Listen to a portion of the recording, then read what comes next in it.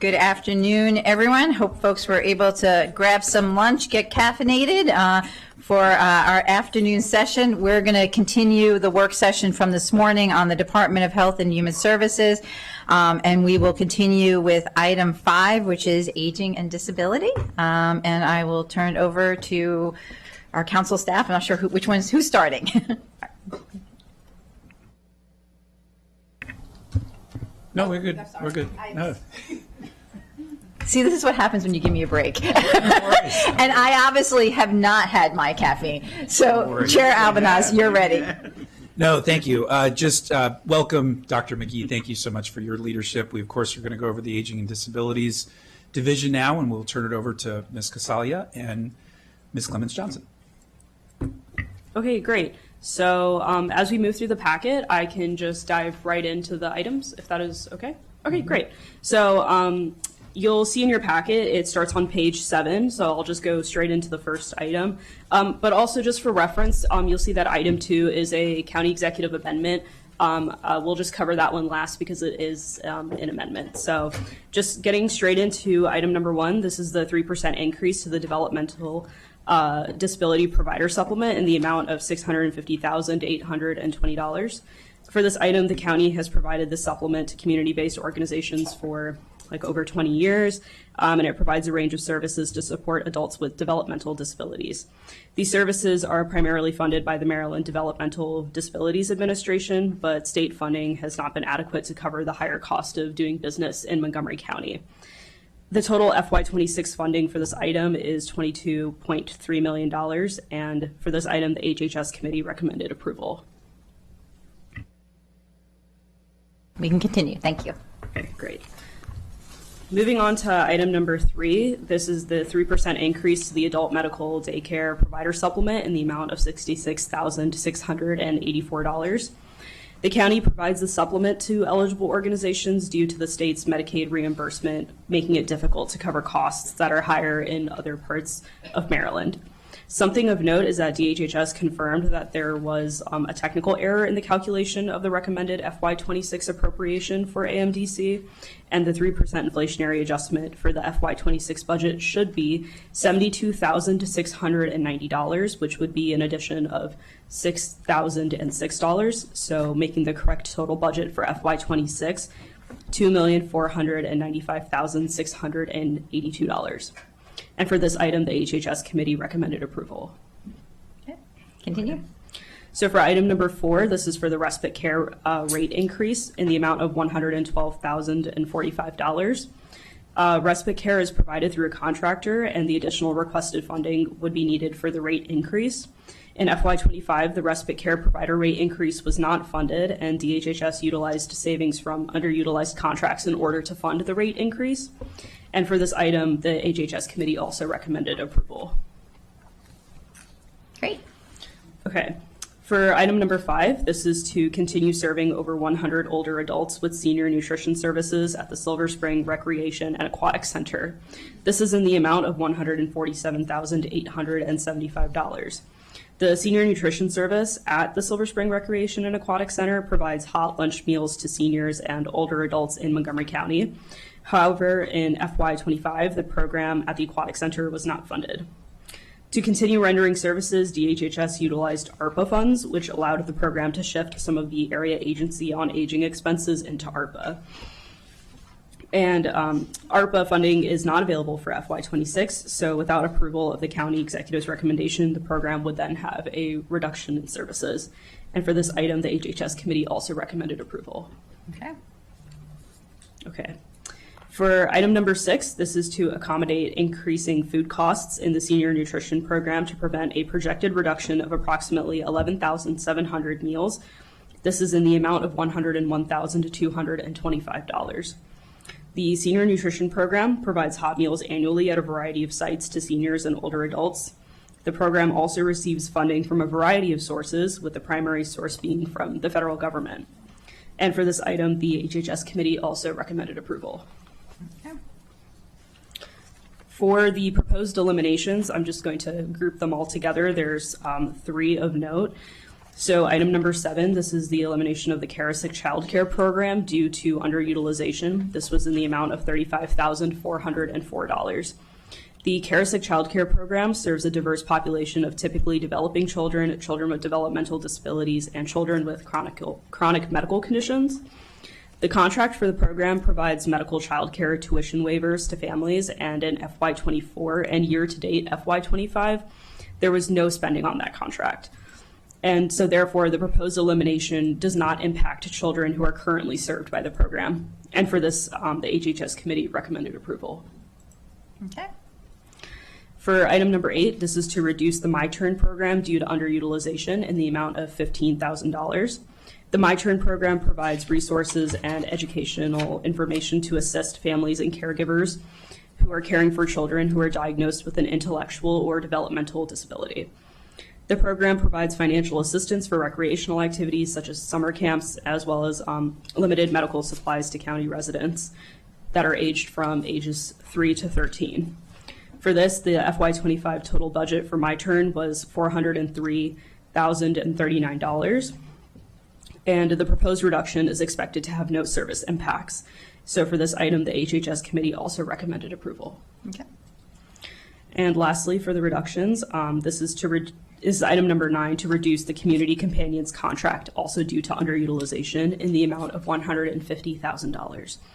The Community Companions program works with special needs families and offers aftercare, school break, and summer break activities for children with intellectual and developmental disabilities.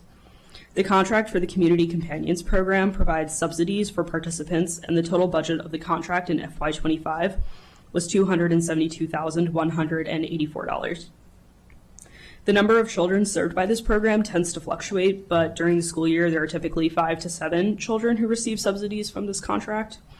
And for this item, the HHS committee recommended approval. Okay. So revisiting item number 2, which is on page 7 of your packet. This is the county executive's amendment for a 1% rate increase to support the developmental disability providers. And this is in the amount of $2,829,840. So during the 2025 state legislative session, a 1% rate increase for the developmental disability providers was proposed for a total of $28.7 million, but was ultimately removed from the final state FY26 budget. This action provides a one-time $2.8 million appropriation, which was calculated based on FY24 projected revenues, to provide a 1% developmental disability provider rate increase for FY26. And for this item, the HHS committee has recommended approval. Okay. Thank you. Thank you. Thank you for that overview. I'll turn it back to Chair Albanaz. Thank you. I just wanted to briefly discuss item number 2. I appreciate the staff report. So this, of course, was in response to the state significant reducing the DDA budget at the state level. We all received advocacy from community-based organizations who understandably were quite upset with those reductions. I give a lot of credit to the executive for proposing to help supplement what they lost in this year's operating budget. But I'll just note for colleagues, this is one-time funding, and it probably is going to have to remain one-time funding. It would be very difficult to sustain this moving forward, and we wanted to highlight this for purposes of the entire council to acknowledge that component, because we already provide a tremendous amount of supplemental support to our disability providers who do incredible work, and we so appreciate their efforts. But I want the message to be to the state that we really, really hope that they will once again and continue to contribute, because we will not be able to sustain this moving forward. Great. Thank you. So the only items here are additions that will be put on the reconciliation list for us to consider next week. There are no reductions for us to take up at this time. I'm not seeing any colleagues with questions. I just want to say, Dr. McGee, thank you. You have been amazing and out at so many community organizations, and I just want to say having many of the senior housing, multifamily housing in my district, and the care with which you listen and help those residents. I just really, really appreciate everything. Thank you. I sincerely appreciate that. It is my joy and my pleasure to be able to do this work. So thank you. Great. Thank you so much. All right. Well, thank you for that. We'll now move on to the Behavioral Health Services budget in HHS.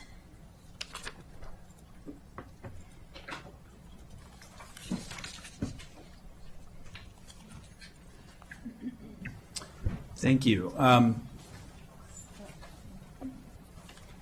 Dr. Bridges, is your team here?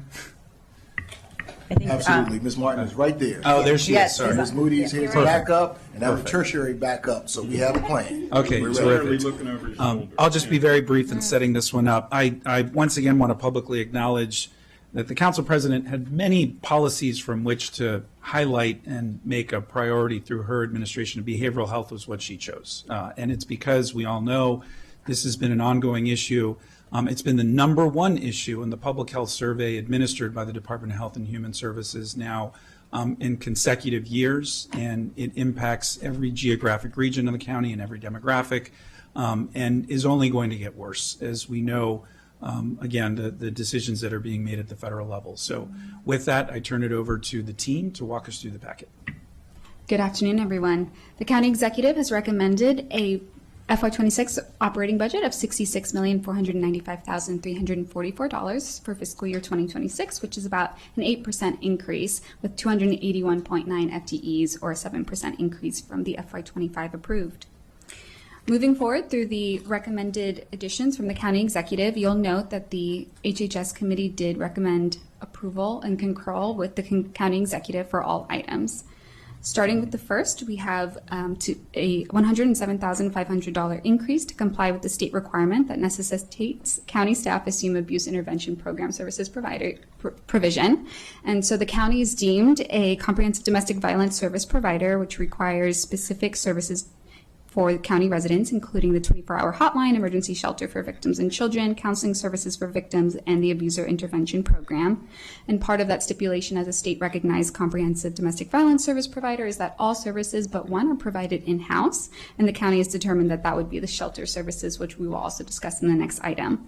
And so this increase reflects DHHS bringing in the abuser intervention program in-house from operating to personnel costs for this service. And the HHS committee recommended approval.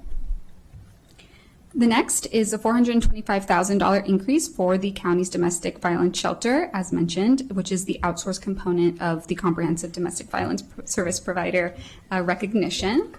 DHHS is currently rebidding for the provider for the shelter services, and as noted in the staff report on page 10, that the first RFP that was announced did not accrue any bidders to the process, and as a result, and that was based on the FY25 approved amount, and as a result, DHHS connected with potential providers and other jurisdictions and determined that $425,000 was the necessary amount of funding to reach the minimum, to be able to secure a provider. So now DHHS is working with a potential provider that is reliant upon this increase to move forward in their contract, and so the HHS committee also recommends approval as well.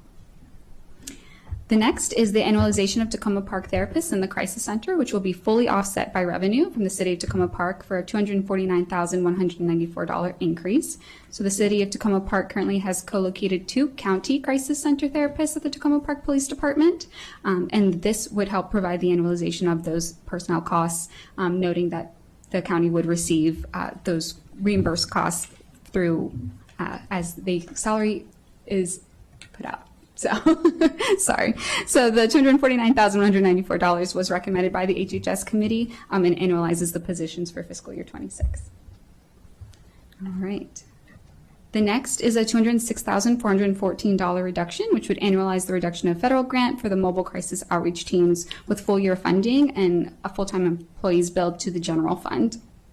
So in FY25, the executive recommended and the council approved a $1.5 million increase for the replacement of MCOT federal grant funding with general funding to both maintain the existing services and added 2 additional teams for 7 MCOT team totals.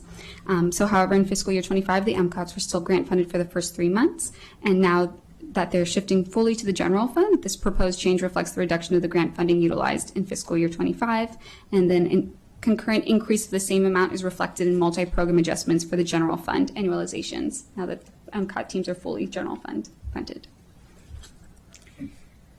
The next is a $555,400 reduction of ARPA substance use services grants. So the state provided one-time ARPA grant for the screening, brief intervention, and referral services for substance use at hospitals.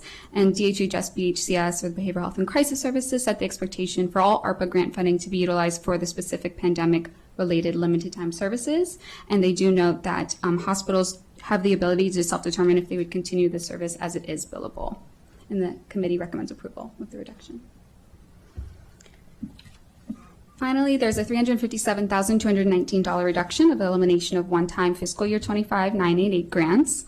We'll note that the county's National 988 Suicide and Crisis Lifeline and the Montgomery County Hotline counselors both serve to support supportive listening lines, risk assessment facilitators, and connectors to additional resources, and that our local behavioral health authority oversees the contract with Every Mind for the 988 Lifeline services. And then in fiscal year 25, there was an increase of $1.3 million in grant funds, and this is just reflecting the one-time nature in reduction in this FY26 recommended operating budget. However, there's no assumed service impacts, and they expect equivalent funding for fiscal year 26 in grants that have not yet been identified from the state level. All right, and the last item is related to the capital improvements program. So I don't know if we want to pause before. Councilmember, do you want to go through that? Yeah, right. Yeah, keep Yep. going. Okay. You're on a roll. Yes. Yeah. So the last is related to the diversion-centric CIP project, where the county executive had submitted several amendments for this project throughout this current calendar year. So the first was in January 2025, as well as in March 2025, in addition to a fiscal year 25 supplemental that the council has approved, and then most recently in April 2025 to reflect all of the changes from both the supplemental for fiscal year 25 and the amendments made in January and in April. So this CIP amendment, as approved by the committee, recommended approval by the committee, one, reflects the $253,000 shift from the through fiscal year 24 period into your fiscal year 25 and beyond to reflect the actuals and closeouts after fiscal year 24. The next is a $650,000 advancement of GO bond and state aid authority into fiscal year 26, which was that supplemental that the council did approve recently. And then the third is $500,000 in a new state aid specifically for the diversion center project. And so the funding related to the supplemental for 25 and the $500,000 increase in state aid is related to a stabilization unit that is required by Comar, and this will be specifically placed in the Rockville Pickard Drive location and will allow walk-in services and youth-oriented service provision. All right. Councilmember Albanaz, anything else to add for that budget? No. All right. I think there's nothing, I think, on this one to add to the reconciliation list. And so I think all those in favor of the Behavioral Health and Crisis Services budget, please raise your hand. And the committee recommendation. Thank you. Thank you all for waiting. Dr. Martini, thank you so much for being here with us virtually and appreciate Excuse all me. the work. And Yes. just want to also note yes, sorry. the capital improvements program amendment specifically as well. Yeah, we do like a separate hand for that? Yes. Okay. For the capital improvements amendments, all those in favor, please raise your hand. That is unanimous. Thank you for keeping us on track. Appreciate it. All right. Now we are done with that budget. Next, we're moving on to the children, youth, and families within HHS. And I'm still turning it over to Chair Albanaz. Yeah, this one will be pretty quick. There's just a couple of items. Yep, true. Touche. Yeah, totally jinxed it. Yeah. With the Council President's indulgence, I turn it back over to the staff. All right, so the Children, Youth, and Family Service area within DHHS was reviewed in 3 separate sessions. The first was just an HHS session focusing on the 2 items which we will discuss now, but there were also 2 joint sessions with Education and Culture on school-based services provided through Health and Human Services, as well as the early care and education. So we'll start with the HHS only items. So the county executive has recommended 2 reductions. The first is for $42,000 for post-adoption services or referral services available from the state. And so currently the county and the state both offer post-adoption services with similar scopes. However, DHHS now plans to leverage the state's post-adoption services contracts as well. So the county's Child Welfare Services Office states that the recommended $42,000 reduction in county funding will translate to approximately 8 local families being referred to the state's post-adoption services contract. And the county's FY26 recommended amount for the post-adoption services is at $208,000, and DHHS does not expect negative impacts to service unless state funding amounts were to change from the FY25 approved, and the committee recommends approval. The second is a $348,478 reduction for the Summer Electronic Benefit Transfer, or EBT, Summer and Winter School Break Children's Food Program to be fully funded by the state. So in 2024, the state transitioned from the Summer EBT program to SunBucks, expanding eligibility and award amounts.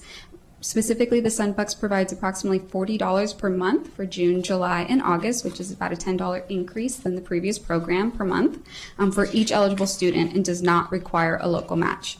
And the executive's recommended budget reduction reflects that state fully funding the SunBucks program. And for example, in June to September 2024, about 88,738 unique students received SunBuck benefits, totaling about $10.6 million. And the committee also recommends approval of that.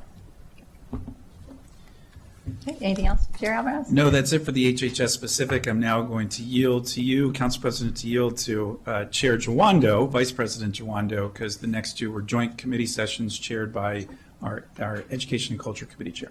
Great. Council Vice President Jawando, take us through the next items. Thank you. I'll try not to mess up the roll here. The joint EC-HHS committee met on April 24th, and we discussed school-based health services as well as the Lighthouse Initiative. Had a great conversation. The joint committee recommended approving unanimously all of the county executive's recommendations except for a $114,134 expansion of the Silver Spring International Middle School's Linkages to Learning program to full day. That was placed on the reconciliation list as a possible reduction due primarily to space constraints. It's not that we don't want that to happen. It's just, as I know the council president and district council member would agree, it's not going to happen at this point, and they're going to come back. We're going to come back later in the year and see about progress about expansion there. So the viable location was the issue. I'll turn it over to Ms. Rodriguez-Hernandez if I left anything out on that point, or if anyone else wants to comment on it. No? Okay. So that was the recommendation for school-based wellness services. All right. Since we have the recommendation to take a reduction because this project is not ready at the school, though we are on full record of being supportive of it. Did you have something to add? Okay. I was just going to walk through the packet, and there has been additional information from Montgomery County Public Schools, both on Greencastle Elementary School and on Silver Spring, as requested by the committee, if you would like that to be shared as well. Sure. So. Yeah, please. Okay, all righty. And I also know that we do have a high school wellness center and expanded wellness services CIP amendment to also review as part of this. So the executive proposed the enhancement of $214,134 for the Linkages to Learning programs, where both Greencastle Elementary School and Silver Spring International Middle School currently have part-time services provided in their facilities, and the enhancement was to move both of them to full-time. And as noted by the chair, the Joint Committee recommends approval of about $100,000 for full-time Linkages to Learning at Greencastle Elementary School. And DHHS did provide an update on the needs assessment for that school and noted that the addition of the 3rd full-time staff member would help to increase the number of students served and clients served from an additional 20 per month. And for Silver Spring International Middle School, which was about $114,134, the Joint Committee also recommended the reduction and placed on the reconciliation list due to the effect that the facility, the full Linkages to Learning full-time suite, it will not be ready by August 2025. And we'll note that MCPS did provide an update on the bottom of page 21 stating that there is the potential for existing facilities to hold the expansion to full-time services. However, there is no known completion date for when the actual linkages to Learning Suite will be ready for full-time services. Thank you very much. All right, so on page 19, we have the two reductions that the committee recommended in the full-time linkages to learning staff at Greencastle Elementary School and Silver Spring International Middle School. All those in favor of the reduction, please raise your hand. And that is unanimous. But we really support this. I can't wait until When it's ready. When it's ready to come back and let us know. I'll turn it back to Council Vice President Jawando. And I'll turn it back to council staff. All right, so just noting that reduction was for the Silver Spring International Middle School full-time expansion for Yep, Lincoln correct. 20 only. Okay. Yes. So the next item would be for the High School Wellness Center and Expanded Wellness Services, where the Joint Committee reviewed in January 2025, the executives recommended FY26 capital budget and 25 to 30 CIP amendment. In March 2025, the executive transmitted an additional amendment to include a technical adjustment to the High School Wellness Center and Expanded Wellness Services project specifically for Springbrook High School. So the adjustment shifts the $3.9 million out of fiscal year 26 and $2.1 million into fiscal year 27 and $1.9 million into fiscal year 28. So the change updates the expenditure schedule to align with the actual expected 3-year completion date for the construction of the Wellness Center at Springbrook High School. And the total cost of the project is estimated at $4.5 million, so about $600,000 remains in FY26. So the Joint Committee recommends approval of that amendment as well. We did, and I'm sorry, Madam President. I just wanted to go. I know you said it kind of quickly as we did. Greencastle was approved. It was just the only reduction was the was Sims. Yep. For the space constraints. Yep. And yes, you stated the Springbrook one. We concurred. Yeah. So unless there's questions. Do we need a hand vote on the CIP? Yes. Okay. All those in favor of the CIP recommendation from the committee, please raise your hand. And that is unanimous. All right. I think that's it for that one, right? Okay. We also have the Lighthouse Initiative and Oh, then Lighthouse, all, yes. all the other items that were recommended for approval by the committee. Apologize. Just quickly go over that Lighthouse item. That this is a one-time funded item, but the program has occurred every year. The budget for this year is $7,089,067. The HHS committee recommended approval. Okay. I guess we take a hand vote. All those in approval of the Lighthouse budget, please raise your hand. And that is unanimous. Thank you. Now we're done Now we're done? with that one. All right. So that, I'm going to admit I'm a little lost in the back. Yeah, this packet got a little confusing. So I just want to make sure that page we covered everything. So we covered everything we need to do that was HHS and EC. So now are we on the Children's Opportunity Alliance Fund NDA? So we still have to cover early care and education, which was the third early care education Yeah. and culture and health and human services committee meeting. Okay. So that's several program areas under children, youth, and families, and the early care and education NDA and the Children's Opportunity Alliance NDA as well. Right, okay. So we started on page 18, and now we are shifting over to page 22. Okay. If you could just keep telling us the page numbers, that would be great. Great. Thank you. And so I'll just start here that we met on the joint EC HHS committees met on May 2nd, and we discussed the early care and education items, including child care subsidies, Children's Opportunity Alliance NDA, early care and education, early childhood services, Head Start, pre-kindergarten, and CIP amendments related to child care renovations and playgrounds. We unanimously recommended maintaining the county executive's proposed budget for each of those that are detailed in the packet. The Joint Committee was very happy to hear about the ECE initiative's spend down compared to last year. And it was a much smoother committee, so hopefully it'll be much smoother today. And if those who remember, we had lengthy conversations around that, and really appreciate the collaboration of everyone to get to a much better place. We also had agreement between the Joint Committee to, with all stakeholders, that the county executive would shift funds between COA and ECE's NDAs, the $1 million that was shifted over last year.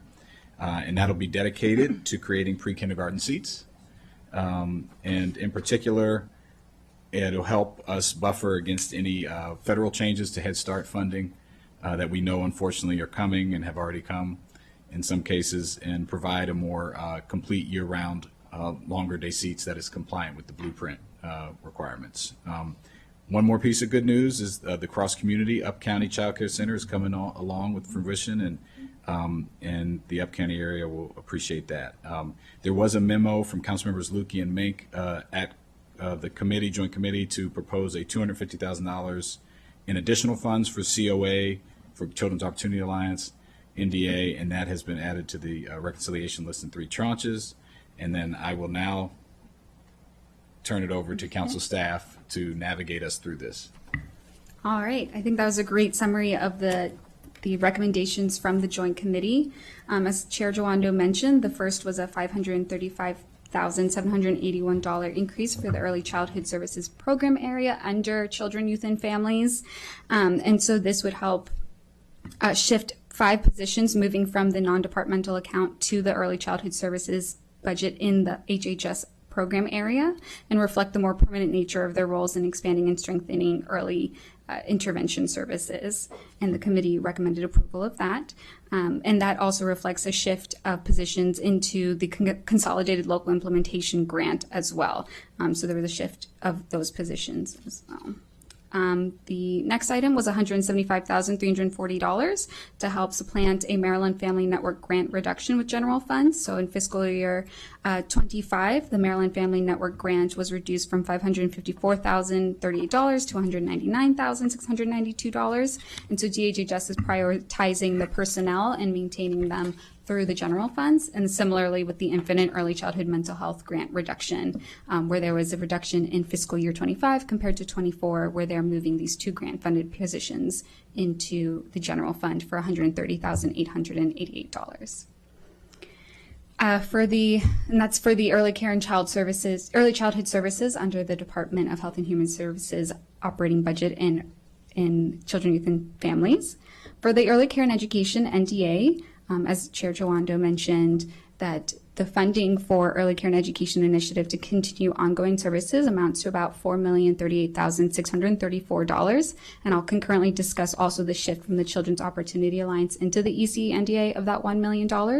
So as noted in fiscal year 25, the council required that the Early Care and Education NDA spend down their carry forward balance, where they received an appropriation of about $10 million originally, with about $10 million in that carry forward balance. As a result of that, the NDA was able to support additional child care seats, publicly funded subsidized child care seats throughout the county. And so this funding of the $4,038,634 is to maintain the support of those seats and additional services provided through the NDA as a result of spending down the carry forward balance and increasing the number of seats available through that spend down. And then the $1 million shift was concurrently agreed upon with the Children's Opportunity Alliance and the Early Care and Education Initiative Steering Committee on how to allocate that funding, whereas noted it will be prioritized first for any shortfalls between Head Start or Early Head Start on the federal level, and then supporting Blueprint seats for both moving it from part-time to full-time day, as well as 180 days to 365 days a year. So it moves from part-time to full-time day and year. And that both were recommended for approval by the Joint Committee as well. There's also a note about shifting the existing expenses from personnel costs to operating expenses to reflect the elimination of 5 vacant merit staff that were fully funded by the Early Care and Education NDA as well. And those staff were originally going to support the expansion of 2 family involvement centers, 2 new family involvement centers in the county. However, they have been shifted to operating expenses to help support ongoing services. and that was approved by the committee as well. And then the Children's Opportunity Alliance NDA has a $231,200 reduction of one-time fiscal year 25 enhancements, where the Children's Opportunity Alliance supported a data dashboard, public awareness materials and campaign information, blueprint supports, an equity coach, and staff and board trainings. And the committee also recommended approval of that reduction. And then, as the chair mentioned, there is the $250,000 recommended enhancement for the Children's Opportunity Alliance of one-time general funding as proposed by council members Mink and Lutke originally. And as it says in the packet, we split that up unanimously and had a lot of discussion about what these positions are going to do. And one is already in place. This is to make it full-time. And I'll let the sponsors, if they want to speak, but we split it into 3 tranches of 75, 75, and 100 for Montgomery moving forward. So it might make sense just to mention briefly what they each are so council members know, but it was a unanimous decision. The first is for the Community Engagement Liaison with $75,000, where they have hired a Community Engagement Liaison to meet their legislative mandate and to work on driving the organization's work forward, community engagement, outreach, and education as well. And so this would help to bring them to full-time position within the Children's Opportunity Alliance. The second is $75,000 in one-time funding for a Community Ambassador pilot, which is related to the Community Engagement Liaison position, where this would help to expand the outreach of the ambassador training program and gain a better understanding about what choices people are making and why in the childcare space. And then finally, there's a $100,000 one-time enhancement for Montgomery moving forward to continue their state-level advocacy around the early care and education workforce, such as the career ladder. Sorry, we need to pause for a second. We're having some technological issues because it is today. I didn't mess it up.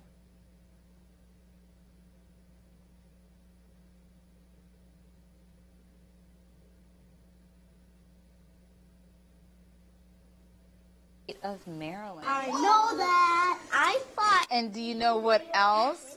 How much money do you think we collect? I think it's 100 million, billion, trillion. Oh, I wish. If it was, everyone would be rich. Yes. Our budget in Montgomery County to take care of over 1 million residents is actually $7.5 billion. Whoa. It's a lot of money. Yes. My mommy has $100. Oh, really? Okay. What do you think we spend more than half of that budget on? Desks and tables and stuff that are used for school. Oh, good answer. Okay. Our budget is spent more than 50% on you all of our schools.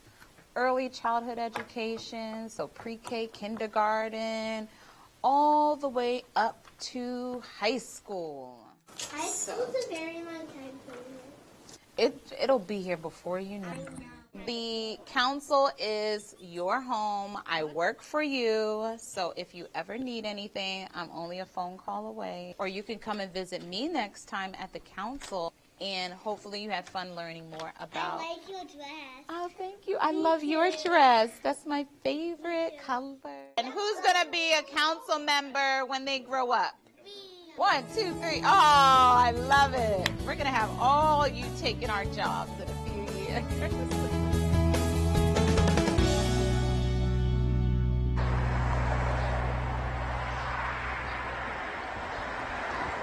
Talk to me about why we're here in a laundromat in the Long Branch neighborhood of Montgomery County. We're here to get the word out today about Medicaid. Where 20 million Americans across the U.S. have been now disenrolled from Medicaid for administrative paperwork reasons. This is one of the zip codes in the state that has one of the highest rates of procedural disenrollment.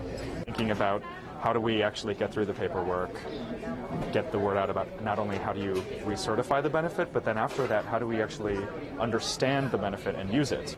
Can I hold the door? You got that? We find that laundromats are about 70% female, and about 2/3 of people are living in multi-generational housing, and so it's really, really valuable time with the busiest families.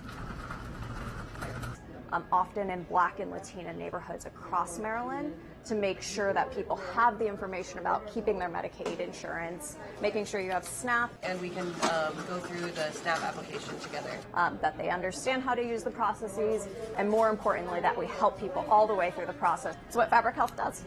The work is actually happening the way that Joanne is doing it, right? Through the rows of the laundry, introducing himself, getting to know families, getting the thing done right as you're waiting there. I'm very surprised that we're able to call on the spot to the state and make sure that they're renewing their Medicaid to make sure they're not losing their benefits. And some people don't even know that they have to renew every year. Right now, I am loading up her card with $10. There we go. Families who they don't realize they need Streaming, so because if people can't see us remotely, we're not here. So we can pick it up where you are. Thank you. Alrighty, we were at the tail end of the $250,000 proposals from the council members Mink and Lukey, where we were discussing the 3 tranches. So the first was the community engagement liaison for $75,000. The second was $75,000 for the community ambassador pilot, and finally the $100,000 for the Montgomery Moving Forward state advocacy effort to continue their work on encouraging the workforce career ladder, the workforce registry, and the creation of East Early Care and Education statewide task force as well. Thank you. Great. And that was unanimous for 3 tranches. And I just want to just say, as we wrap up and take a hand vote, we've got everyone up here, and as smoothly and as quickly as this is going, it's a testament to the work, not only the importance of this work, the fact that we did expand seats. We start every meeting and discussion talking about how many kids are out there.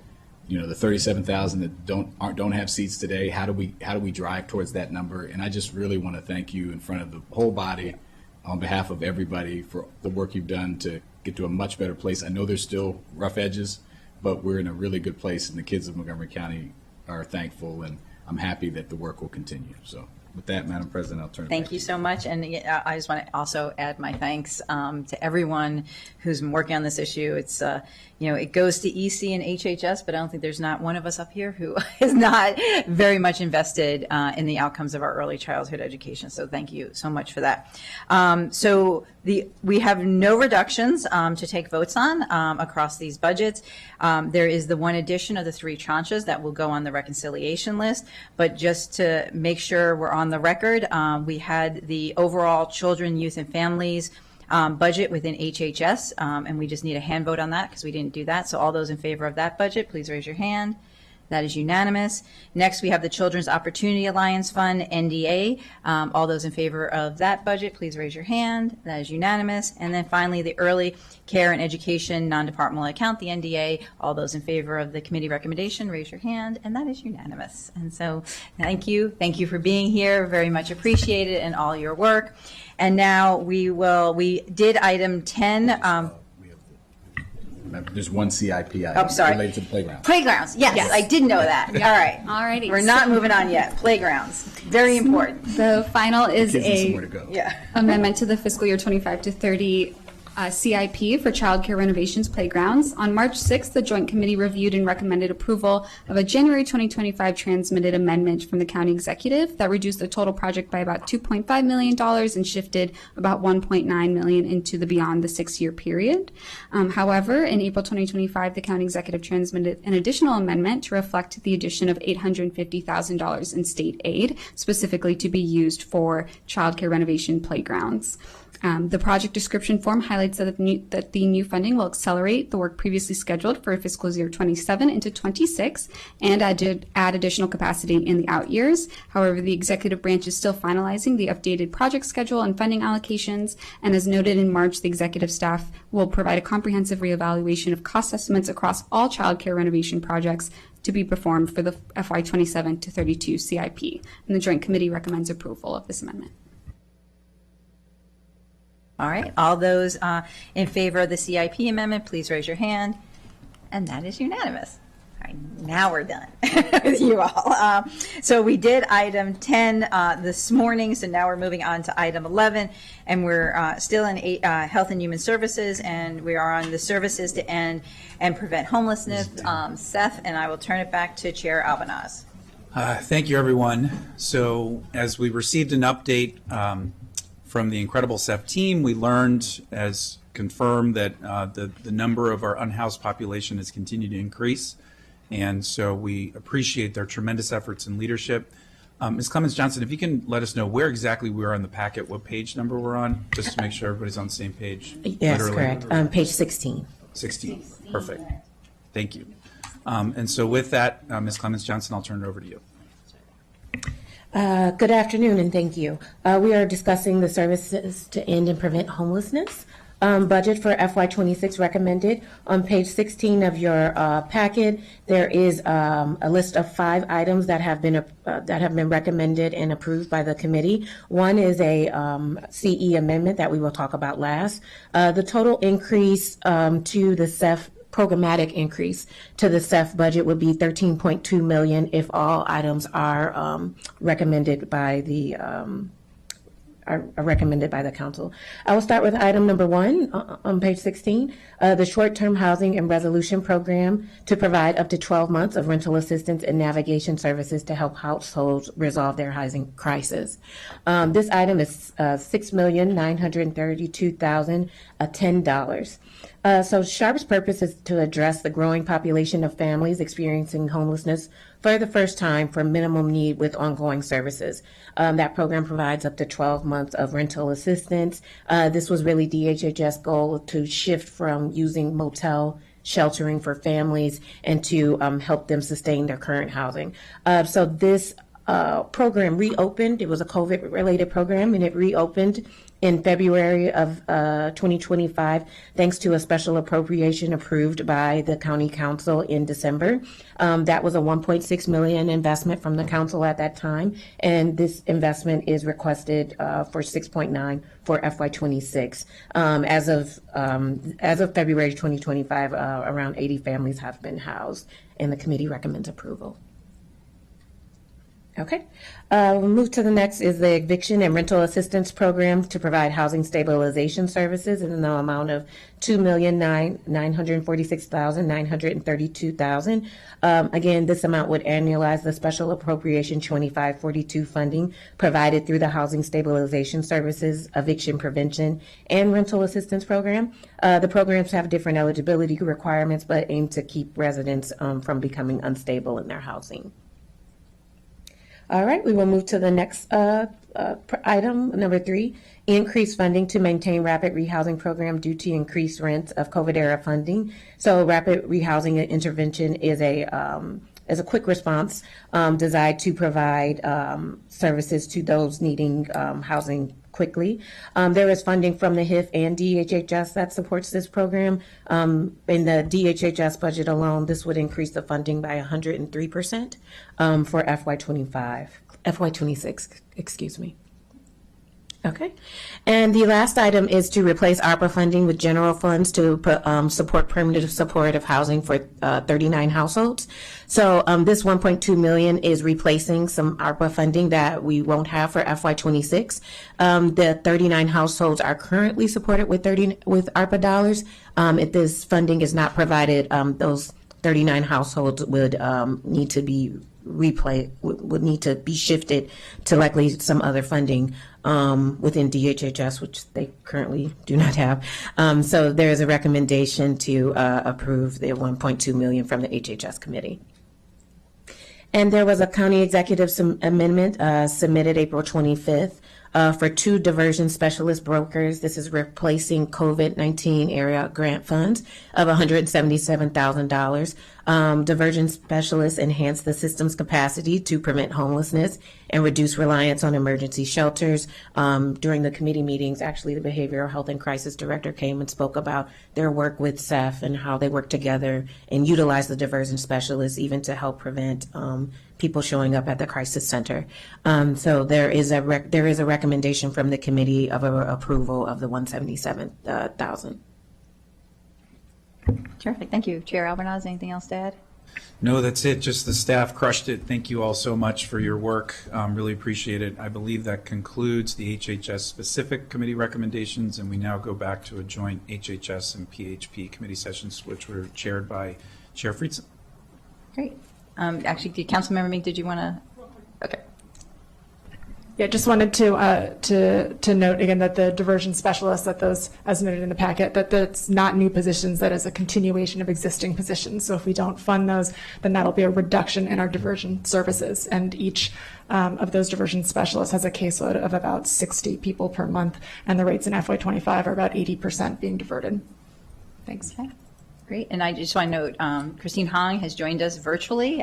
So thank you. I know you've had a very busy day, and we appreciate you joining us for this session. And before I turn it over to Councilmember Friesen, I do want to note the, as Councilmember Albanaz noted earlier when we were doing another HHS budget, how important the SHARP money is. And last year, when we didn't fully fund this and actually reduce this, we had to come back and do a supplement in December.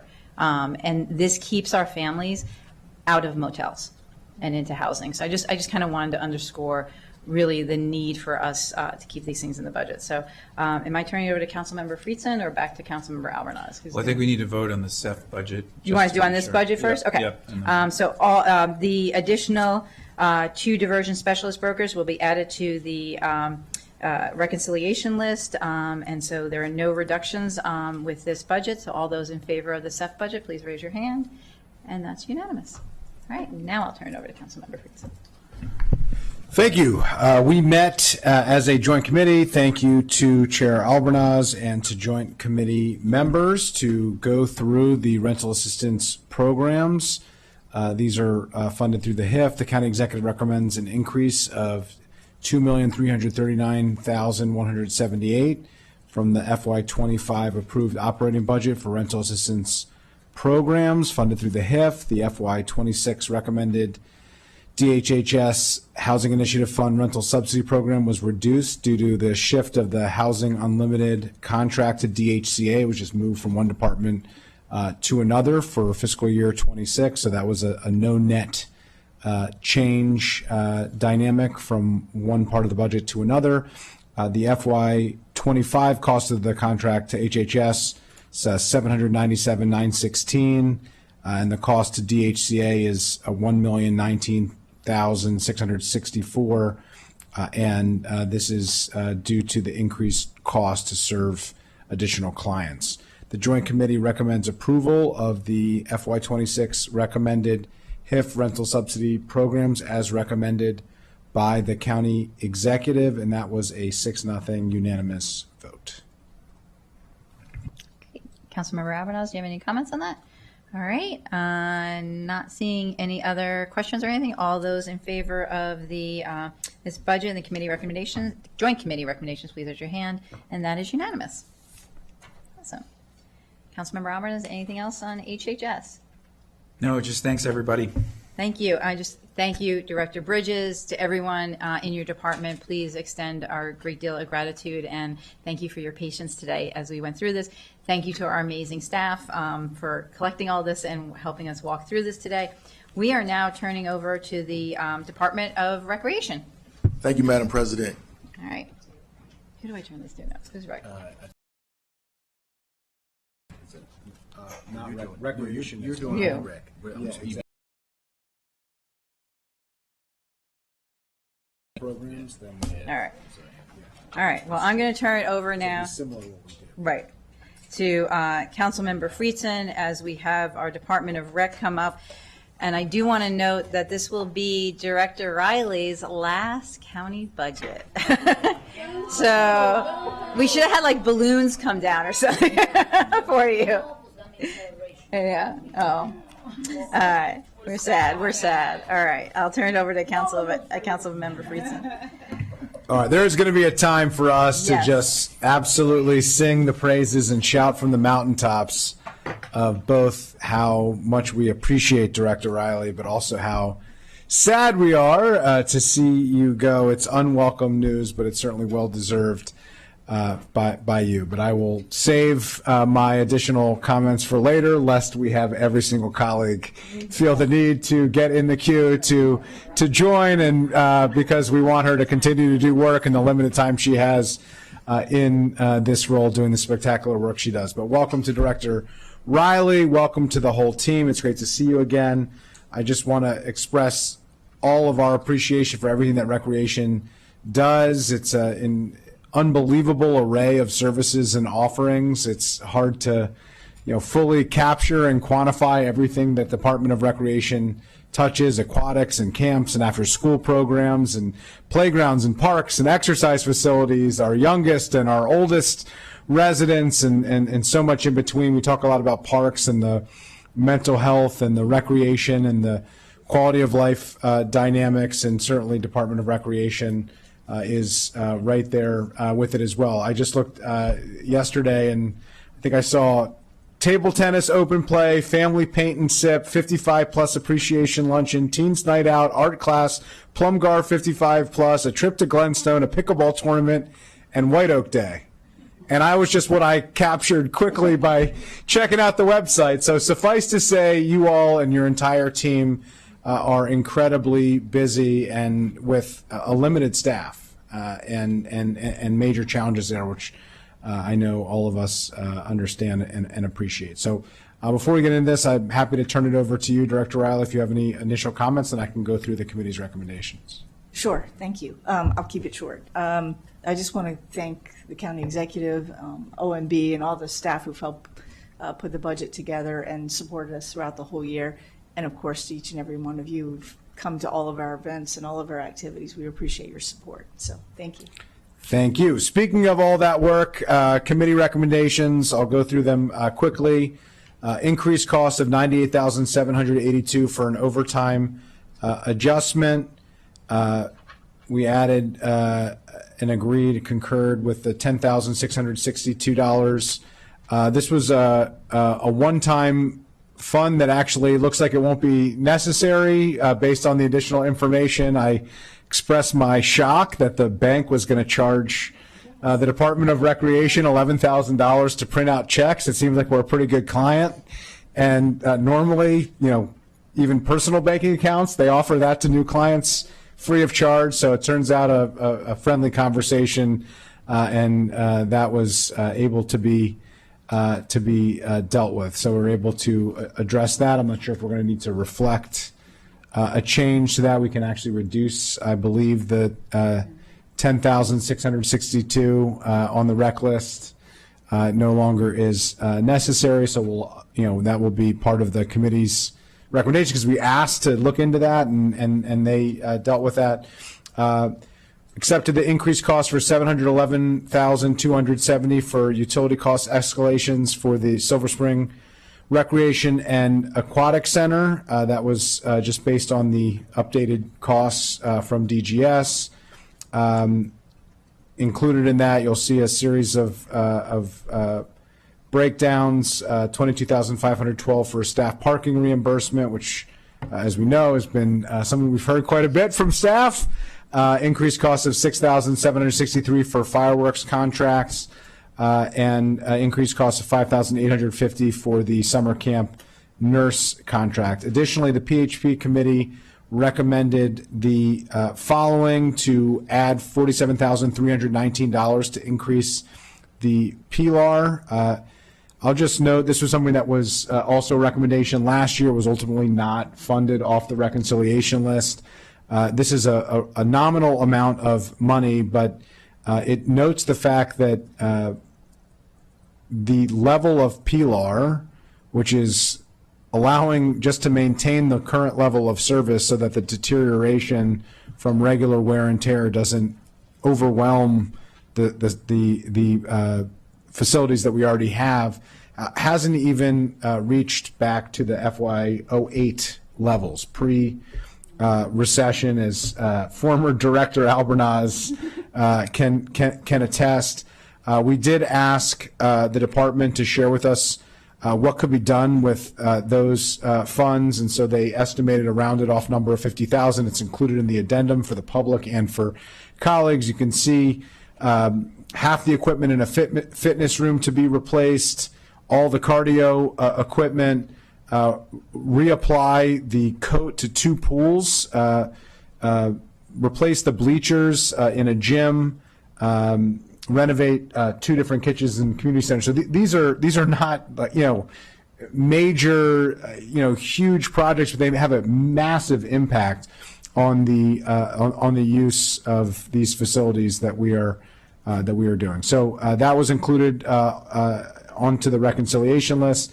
And then lastly, just wanted to note a reduction of $159,806 to account for the consolidation of funding going towards the Kid Museum NDA in order to consolidate all of the Kid Museum funding, which over the course of several years, based on our ongoing partnership and support, we were funding them in a number of different areas. We had created the Skills for the Future. We had ongoing contracts through Department of Recreation, and then a standalone NDA, and it was cumbersome and confusing and hard to manage, both from an accounting standpoint and for the organization itself. And to be a better partner, this was something that was supported by the organization and something that the committee and the department very much supported as well. So no net impact. It's the same number of dollars going to the Kid Museum, but it's shifting from a variety of different places within the budget to shift net neutral into the NDA for this budget, and the goal is for subsequent budgets moving forward. I'll note the 3% inflationary increases and other dynamics would have been true in outside budgets or in one budget, so there's no impact there either, as we discussed earlier today with our nonprofit partners, but that was the committee recommendation. So the one change is the shift, just from the county executive's recommendation, and then the other change is the $47,000 onto the rec list for PLAR, just to get before inflation back to the pre-recession. I kept saying pre-pandemic because that is what we usually use as the point in time, but it's the pre-recession fiscal year 08, 18 years ago levels. Thank So you. with that, that's the committee recommendation, and then note the banking is slightly different from what was in the packet, but we had updated information that could be netted out. So hopefully that'll offset some of the PLAR suggestion. Great. And now we'll turn it over to Council Vice President Jawando to go through the Joint Committee's recommendations. Wonderful, thank you. And I'm on both of these committees, so it was fun. And I would just say the PLAR, we almost didn't put it on, but we decided that it really is so bad that we need to put something on there. So I hope we can keep them going forward. The Joint Committee met and approved investments in expansion of Excel Beyond the Bell, which is an amazing program that we continue to improve upon and expand. To specifically, it was recommended to $688,246 to expand EBB to Waters Landing Elementary and to East Silver Spring Elementary School. It's really important expansion in two parts of our county. Additionally, we unanimously recommended the approval of $98,398 to fund a Program Manager 2 position to oversee and effectively implement the EBB expansion. And that's really important, along with these two new programs, to keep the standards up. And then we also talked about not a budget implication, but just something the council might want to know around out-of-school time access. We recommended a follow-up meeting with Collaboration Council. We got a briefing to just kind of get a better handle and have a plan going forward to make sure all of our kids have access to out-of-school time like EBB. And the Joint Committee will be taking that up. So those are the recommendations from the Joint Committee. Great. Thank you. Ms. Cummings, anything to add? I think they went through a lot. Beautiful summaries, no notes. Great. Thank you. Director Riley, any questions before? No, appreciate it. Thank you. All right. Terrific. All right. So we have the recreation budget before we get to the CIP amendments. As we noted, there's a shift for the Kid Museum and the committee recommendations with one reduction in the amount of money that we thought the bank was going to charge, but I guess some public shaming in a committee session had them rethink that. So all those in favor of the committee recommendations for the Recreation Department budget, please raise your hand. And that's unanimous. And I think we had two CIP amendments. Who does this go to? Council? Ms. Cummings? Okay. All right. We do have two CIP amendments for the Department of Recreation. The first one is the Silver Spring Recreation and Aquatic Center. And just to note, we had discussed this previously at committee in February, but there was a little bit of an update. The total project cost is $3.2 million over the 6-year period. So while $2 million was previously approved by PHP, an additional $1.2 million was submitted in April. And the additional $1.2 million is going to be reconciled through GeoBond funding and the FY26 CIP project.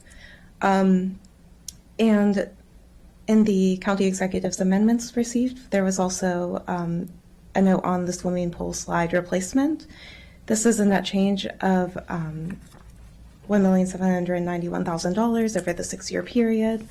And sorry, bear with me. Yes, it's just an updated PDF. It's a cost decrease to reflect the deferral of the Germantown outdoor pool project to align with the planned accessibility improvements in the ADA compliance project. Terrific. Any questions on those CIP items? Not seeing any. All those in favor of the CIP amendments, please raise your hands, and that's unanimous. Awesome. Thank you very much for being here, and that's the Recreation Department budget. Next, we have Skills for the Future non-departmental account, and I think I'm turning this over to Councilmember Friedson. Sure. It's shifting over. Yeah, so we talked about this already. Skills for the Future, the idea is to shift it over to the Kid Museum NDA. So this was noted previously, so we can take a vote on that, but essentially it's just a shift from having Skills to the Future have a separate NDA versus including it all in the Kid Museum NDA for clarity and for ease of understanding and for accounting purposes. So just a shift. So this is just a shift, but let's just take a hand vote like we have on other things for the committee recommendation for the Skills for the Future NDA. All those in favor? And that's unanimous. Thank you very much. And now we will move over to the Kid Museum NDA for the FY26 operating budget, and Council Vice President Jawando is going to handle this one. All right. Thank you so much to our partners, and maybe if we could give Kid Museum a seat or two. There, not everyone has to leave, but shift. Yeah, exactly. A shift. The county executive, just obviously we all love Kid Museum and we appreciate you all being here, and you're a great partner. County executive recommended an increase of $57,499, which represented your share of the 3% inflationary adjustment for nonprofit service providers. Education and Culture Committee voted unanimously to support that recommendation. We also talked about the broader landscape of Kid Museum funding, and we've talked about this a little bit throughout the course of the budget. For example, that at the time of the committee, and I'm hoping there's not more, but I will ask you to give an update.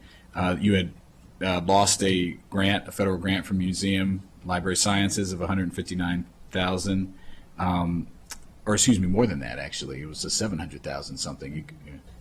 It was $235,000. Okay, 230. Yeah, I think the total. You had another grant that was potentially exactly at risk of that amount. And so we talked about that. The committee in FY25, Kid Museum received $159,000 from the Department of Recreation, $302,116 from Skills from the Future. In addition to the NDA, as we just discussed, we're now going to consolidate all those in to the NDA, but it will still be marked at what you're doing with the amount, so we don't lose that, because there are different functionalities with the money. In a coordination with PHP, we did that, and then I would just, with the president's permission, just allow Kid if there's anything that they wanted to add based on anything new that's happened. Thank you. It's a pleasure being here and sitting in for Cara, who is attending a conference right now, but very pleased to be here and very much appreciative of the support. We have fortunately not terminated any other grants at this time, but are continuing to watch the federal landscape.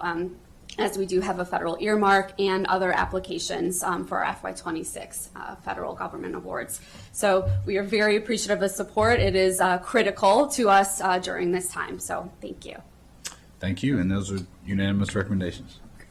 Terrific. Not, yeah, Councilmember Malcolm, absolutely. Yeah, just.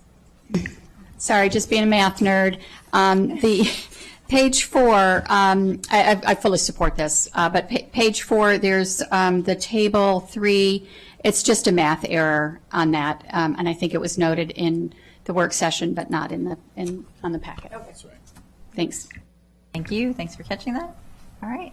Seeing no other questions or anything, all those in favor of the committee recommendation for the Kid Museum, please raise your hand, and that's unanimous. Thank you all, and thank you for your patience today. Our last item for this session, and before we go into our bi-county meeting this afternoon, is our community use of public facilities, and I will turn this back to Council Vice President Joando. Thank you, and last but not least, CUP, coming on down. The ENC committee unanimously recommended approval of the county executive's proposed FY26 operating budget for CUP. This was an increase totaling a $12,192,169. It's an increase of approximately $751,000, or 6.6 over FY25's budget. This includes $4.4 million in personnel costs and $7.8 in operating costs, with no change to staffing levels. And the committee also unanimously supported the executive's proposed updates to CUP's fee structure, including and we had a lot of discussion about this and a lot of charts and graphs, but the fees hadn't been increased since when? When was the date? I think it was 2009. Okay, you weren't on the mic, but yeah, 2009. I'll repeat it for you. 2009, so another long time ago. It was a 10% increase for nonprofits, county residents, and before and after school child care providers. A 12.5% increase for commercial users and out of county permit holders, to recognize that we want to prioritize in county. As I mentioned, there was a lot of discussion about this. No increase since 2009. And in some cases, the chart that's reflected in your packet, some fees are going down for some people, but for the ones that's going up, they're, for the most part, not very large increases. And we had some discussion and to see about that as well. This is reflecting recommendations from CUP's 2024 fee study, and is really, it's an enterprise fund, so they have to restore their fund, which really got hit hard during COVID.